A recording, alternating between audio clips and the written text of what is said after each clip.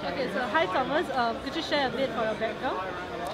Yes, so I'm a UX designer slash process developer currently working for an online advertising company called Ads here in Singapore, based here now 1.5 years. I've worked in a few parts of this world before and always have been with entrepreneurs and really enjoy being with those as well, which is one of the reasons I now mentor at JFDI. Okay, so you mentioned that you're a mentor at JFDI. Maybe you can share a bit of insider scoop on Say that again?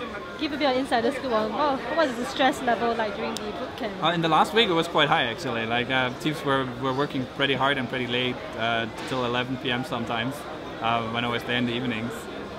So it's amazing to see actually how far these companies have forwarded in the last 100 days from their first day pitches, when everybody's task was essentially just to pitch what they want to do and to show their team and their idea, and then see them today on stage in this like incredibly fluent, calm, professional way. I mean that bet like any demo Asia or startup pitch I've seen here in Singapore so far. So I think that the whole polish of the event today was just great.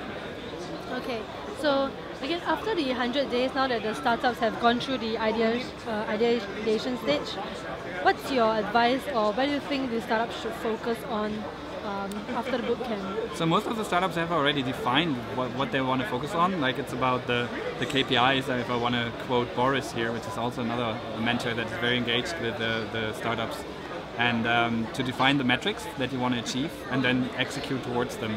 And he was actually teaching this already in the very start of the bootcamp. And it's funny to see now that some of them actually lacked a little bit on this and found out in the end of the bootcamp that this is actually what they want to focus on. So KPIs and like finding your own metric specifically to your startup that you want to go for, and then executing towards it will be the most important idea, and that differs from startup to startup. Whereas I see for locations, for example, that they want to gain numbers in terms of users and traction to actually break it down to conversions that buy flights.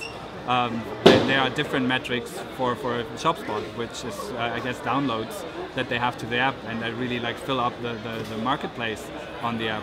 So it really depends on actually what exactly your software is. Okay, so one last question. So you have a UX experience, and in the web development field now it's getting a lot of attention for user experience.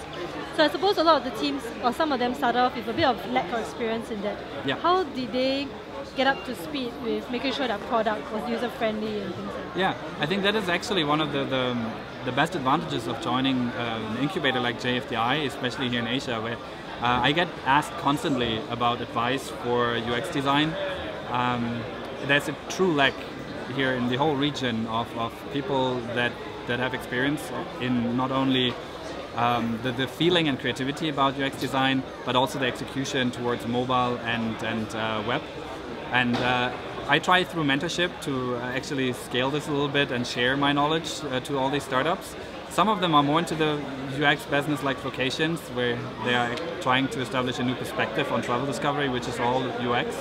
And others are not so much. Like I think with the tribe hire, of course, people need to interact with it. But in the end, it's more the business concept and the idea behind it that makes them shine. But people all over the place are searching for UX designers, and we try to just teach this as much as we can from the experience that we have, something that you don't get outside of incubators. Okay, great. Okay, I think that's all for now. Okay, thank you.